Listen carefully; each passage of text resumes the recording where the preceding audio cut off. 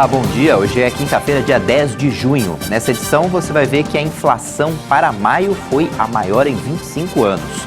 A empresa JBS teve que pagar mais de 50 milhões de reais depois de ter o site invadido por hackers. Você vai ver também que a Força Nacional já chegou ao Amazonas para conter a onda de violência. E o técnico Tite convocou a seleção para a Copa América. A ministra Rosa Weber, do Supremo Tribunal Federal, decidiu que o governador do Amazonas, Wilson Lima, do PSC, não precisa ir à CPI da Covid. O depoimento dele no Senado está marcado para hoje. Se ele for, está autorizado a ficar em silêncio. Weber atendeu a um pedido de habeas corpus. A ministra entendeu que Wilson Lima é investigado, por isso não valem as mesmas regras para testemunhas. Testemunhas são obrigadas a falar na CPI. Wilson Lima foi alvo de uma operação da Polícia Federal sobre desvios na saúde no combate à Covid-19. O ex-secretário executivo do Ministério da Saúde, Élcio Franco, foi ouvido ontem pela CPI da pandemia. Os senadores também aprovaram a convocação do deputado federal e ex-ministro Osmar Terra. A médica infectologista Luana Araújo também voltará a depor.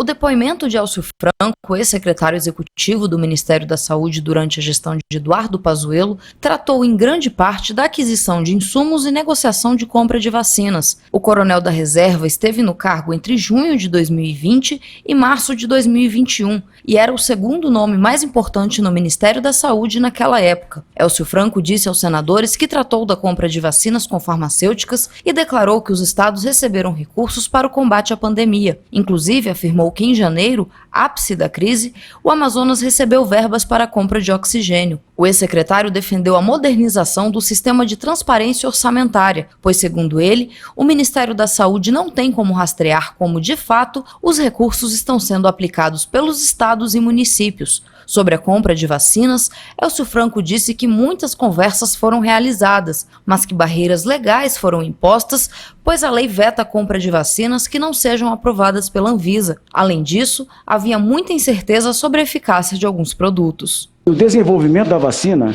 ele gera muitas incertezas. Então, este é um aspecto que permeou a negociação com todas as vacinas. Especificamente sobre a Coronavac, vacina desenvolvida pelo Instituto Butantan e responsável pela imunização de 56% dos brasileiros imunizados até agora, Élcio Franco disse que em nenhum momento houve paralisação de negociação, mas que após declarações do presidente da República, houve politização da vacina por parte do governo de São Paulo. As tratativas não pararam, senhor senador. E, inclusive, nós continuamos cobrando do Butantan dados técnicos dos estudos clínicos. Inclusive, o Butantan demorava para nos reportar o que a gente estava solicitando. Explicou ainda que assim que houve segurança e espaço legal para a compra, o contrato foi celebrado. Com relação à aquisição das doses, a Lei 6.360, ela não permite a aquisição de medicamentos sem que haja aprovação pela Anvisa. Então, houve a necessidade de adequação do marco legal, além dessa necessidade de acompanhamento do desenvolvimento, que se materializou pela medida provisória 1126, editada em 6 de janeiro de 2021. Ato contínuo, foi celebrado o contrato com o Butantan, já no dia 7, um contrato de cerca de 2,5 bilhões de reais. O senhor sabe que a gente não pode celebrar um contrato desse com parecer jurídico e com todas as suas cláusulas em apenas 24 horas. Ele já vinha sendo discutido desde dezembro. Sobre a aquisição ao consórcio COVAX Facility, o ex-secretário disse que foram compradas vacinas apenas para 10% da população, seguindo nota técnica da Secretaria de Vigilância em Saúde. Com relação à Pfizer, Élcio Franco disse que a demora na negociação ocorreu devido às cláusulas leoninas impostas pela farmacêutica e que mesmo que alguns contatos tenham ficado sem resposta, especialmente por problemas técnicos na caixa de e-mail do Ministério da Saúde, o representante da Pfizer tinha contato direto com ele, caso fosse necessário. Além de ouvir Élcio Franco, os senadores aprovaram nesta quarta-feira uma série de requerimentos de convocação. Entre eles, a do ex-secretário de Saúde do Distrito Federal, Francisco de Araújo Filho. Também do desenvolvedor do aplicativo Tratikov e do deputado federal e ex-ministro Osmar Terra, além do secretário de Comunicação Institucional do Governo Federal. Os senadores aprovaram ainda uma acareação entre a médica Luana Araújo, que já falou à CPI da pandemia, e a coordenadora do Plano Nacional de Imunização, Franciele Fantinato. A inflação oficial acelerou em maio e foi a maior para o mês em 25 anos. Segundo o IBGE, o aumento nas contas de luz foi o que mais influenciou no indicador. Pressionado pelo aumento na tarifa de energia elétrica, o Índice Nacional de Preços ao Consumidor Amplo, que é a inflação oficial do país, subiu em maio e ficou em 0,83%. A taxa ficou bem acima da registrada em abril, de 0,31%. Segundo o IBGE, foi o maior resultado para um mês de maio desde 1996. O acumulado no ano foi de 3,22% e o dos últimos 12 meses de 8%, acima do teto da meta do governo para a inflação no ano, que pode chegar até 5,25%. Todos os grupos de produtos e serviços pesquisados apresentaram alta no mês. As maiores variações foram nos grupos de habitação, artigos domésticos, transportes, vestuário e saúde. Segundo o IBGE, o item que causou o maior impacto veio da alta da energia elétrica, já que em maio passou a vigorar a bandeira tarifária vermelha.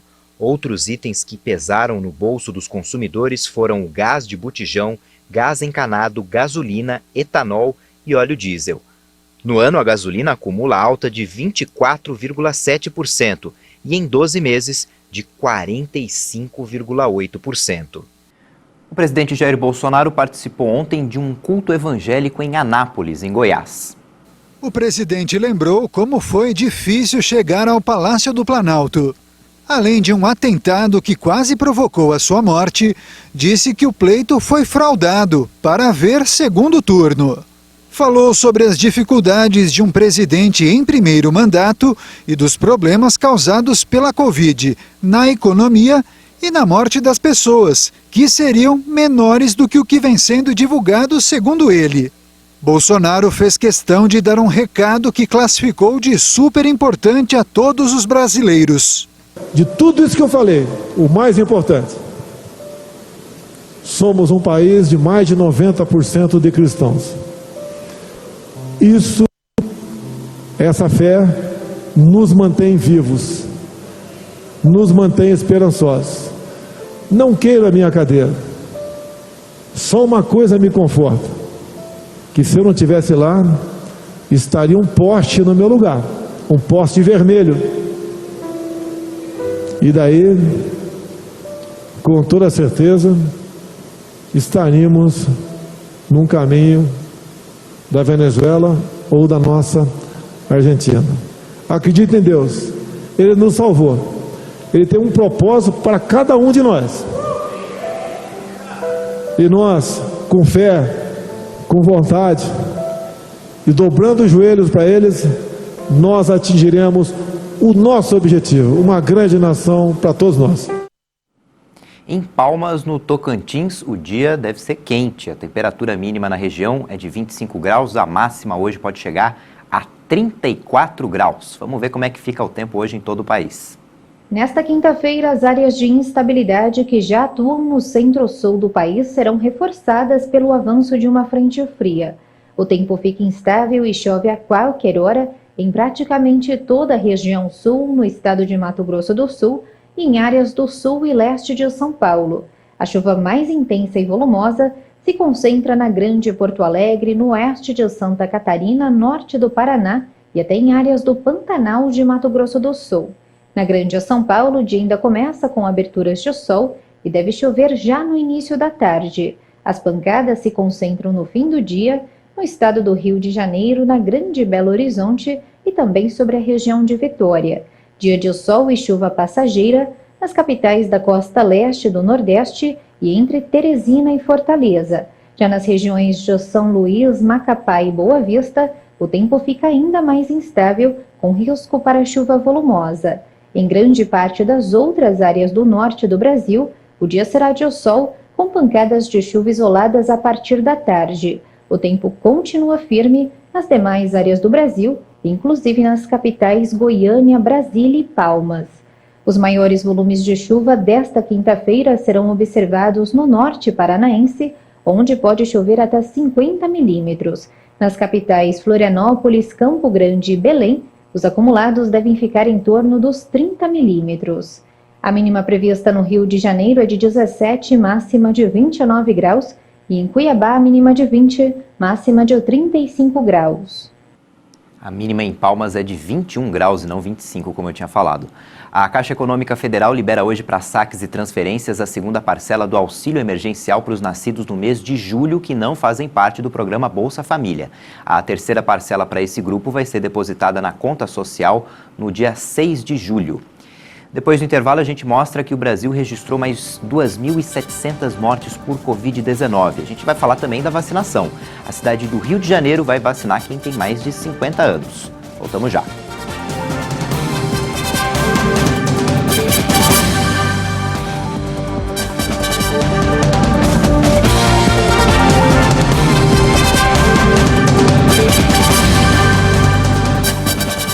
Oito e 44 no horário de Brasília. A Força Nacional já chegou ao estado do Amazonas para reforçar a segurança depois de uma onda de ataques violentos no último fim de semana. De Brasília, Jaqueline Fonseca tem os detalhes. Chegaram a Manaus nesta quarta-feira os primeiros 40 homens da Força Nacional que darão reforço na segurança pública do estado pelos próximos 30 dias. Um novo grupo deve chegar, totalizando 144 pessoas das forças públicas de segurança. A Força Nacional foi enviada ao estado após autorização do ministro da Justiça e Segurança Pública, Anderson Torres, depois que o Amazonas viveu uma onda de ataques no último fim de semana. Prédios e carros foram incendiados em represália à morte de um traficante. Nesta quarta-feira, mais 3 pessoas foram presas por participar dos crimes, chegando a 41 o número de presos por envolvimento na onda de terror lá no Amazonas.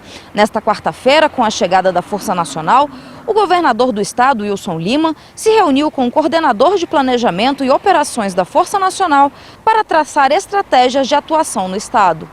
Nós estamos recebendo a Força Nacional de Segurança para auxiliar as nossas forças para o combate à violência de atos que têm acontecido desde o último sábado, e vocês bem têm presenciado essas situações.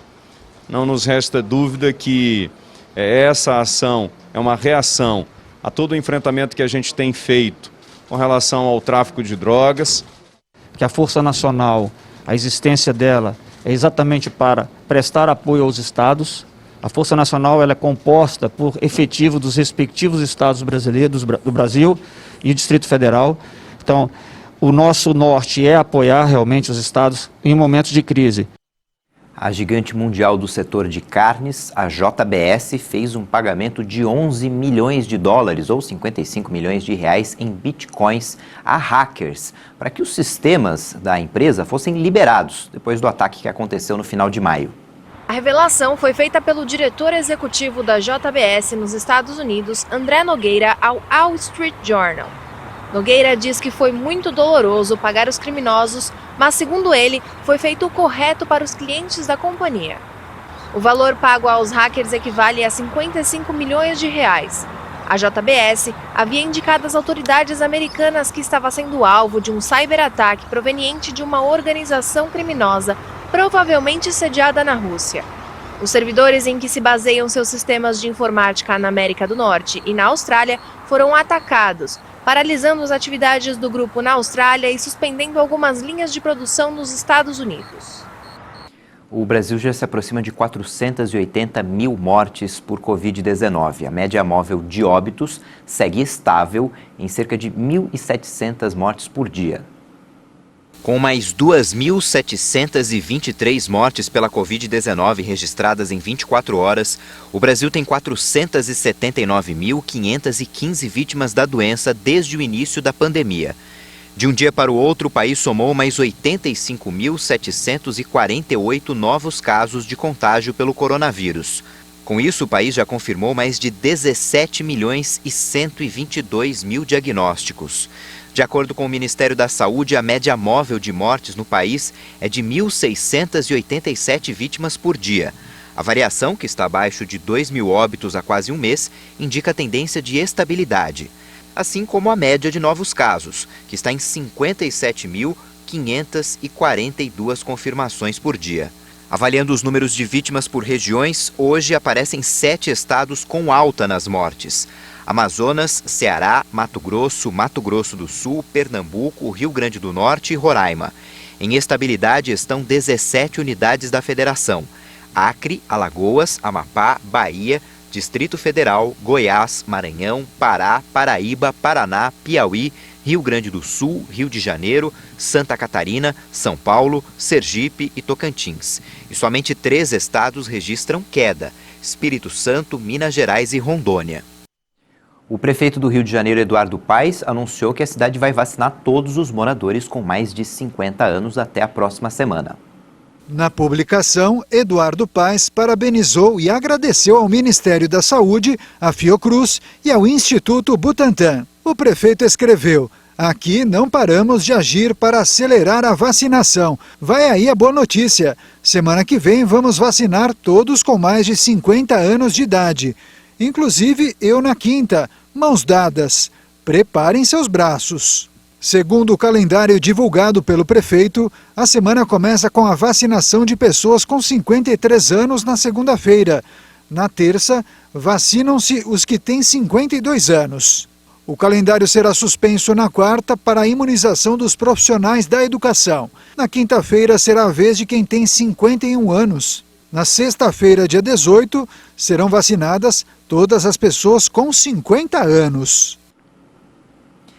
A Pfizer entregou ao Brasil mais 936 mil doses da vacina contra a Covid-19. Hoje à noite deve chegar o terceiro lote da semana.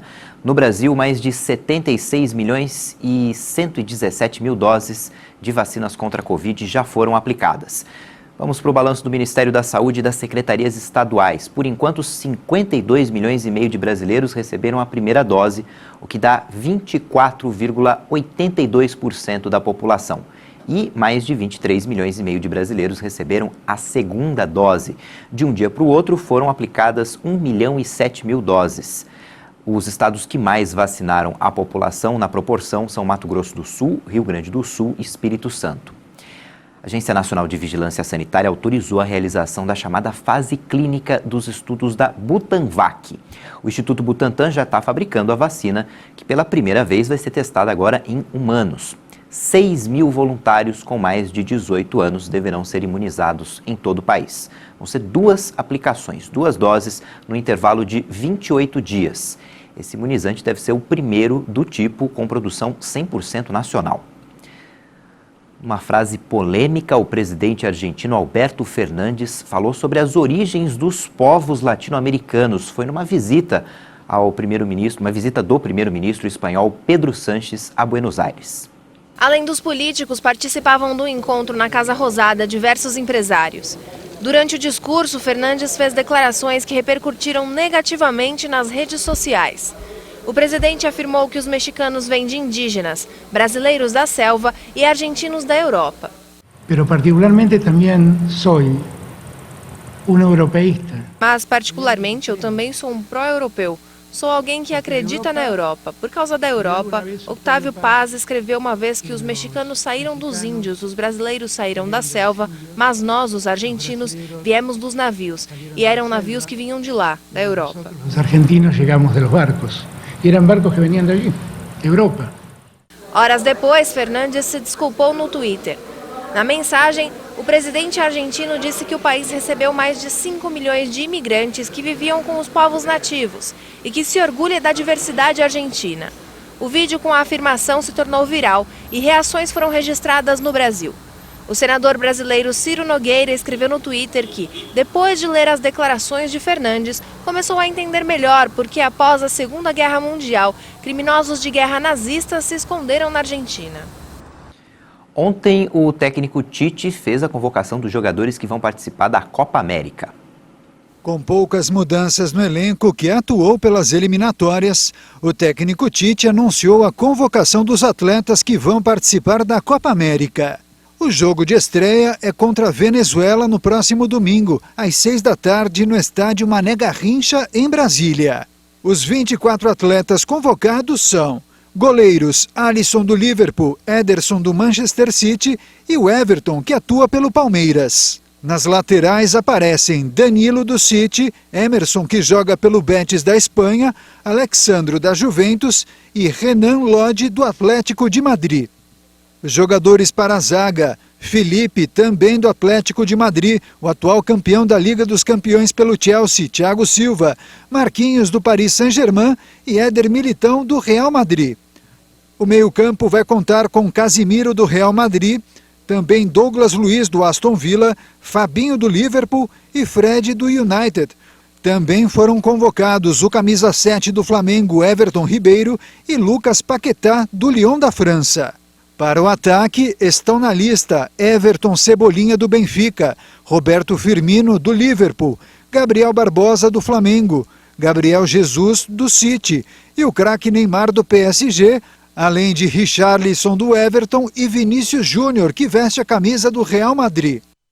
Há 42 dias do início das Olimpíadas, a organização do evento está otimista com a realização dos Jogos. O Comitê Internacional anunciou que quase todos os atletas já estão vacinados. Mesmo com a oposição crescente da população japonesa, a presidente do comitê organizador, Seiko Hashimoto, anunciou que as reuniões frequentes com o Comitê Olímpico Internacional têm certificado que os Jogos Olímpicos serão seguros a todos. Hashimoto ressaltou que o comitê organizador recebeu ótimas avaliações pelo COI sobre os seus protocolos sanitários. O ponto principal para o sucesso nos Jogos está na vacinação dos atletas. Em entrevista, o diretor executivo do COI, Christoph Dubby, anunciou que cerca de 80% dos atletas que participarão do mega-evento já estão vacinados. Segundo a entidade, a quantidade advém de informações repassadas por comitês olímpicos nacionais. A presença do público local nos Jogos também foi falada pelo diretor, que afirmou que, por enquanto, essa situação permanece indefinida, já que somente 4% dos japoneses foram vacinados até o momento. Cerca de 8.500 atletas já estão classificados para o evento, que tem seu início previsto para o dia 23 de julho. De volta a falar de futebol, ontem teve jogos pela volta da terceira fase da Copa do Brasil. Em Goiânia, o Atlético Goianiense empatou com o Corinthians em 0-0. Como já tinha vencido o primeiro jogo por 2-0, a equipe goiana se classificou para a próxima fase da competição. No Allianz Parque, o CRB venceu o Palmeiras por 1-0 no tempo regulamentar. O Palmeiras tinha vencido o jogo de ida também por 1-0, então a decisão foi para os pênaltis. E nas cobranças, a equipe alagoana superou o Alviverde e se classificou para a próxima fase. Em Juazeiro, na Bahia, o Cruzeiro foi superado também nos pênaltis pelo Juazeirense. A eliminação acabou resultando na demissão do técnico Felipe Conceição, técnico do Cruzeiro. O Fluminense foi até Bragança Paulista, perdeu para o Red Bull Bragantino por 2-1, mas tinha vencido o jogo de ida por 2-0, por isso o tricolor carioca passou para a próxima fase da Copa do Brasil. Em Santa Catarina, o Criciúma superou o América Mineiro nos pênaltis e avançou, e jogando dentro de casa, o Bahia conquistou a classificação para a próxima fase, vencendo o Vila Nova por 1-0. Na Arena da Baixada, o Atlético Paranaense venceu o Avaí por 1-0, também se classificou. No Rio de Janeiro, o Vasco ficou no empate com o Boa Vista em 1-1, mas tinha vencido o jogo de ida por 1-0. O Vasco também passou para a próxima fase. E em Natal, o ABC venceu a Chapecoense por 3-0, se classificando, portanto, para a próxima rodada da Copa do Brasil. Às 10 da manhã tem outras informações para você e no YouTube você pode rever as nossas reportagens. Tchau, bom dia.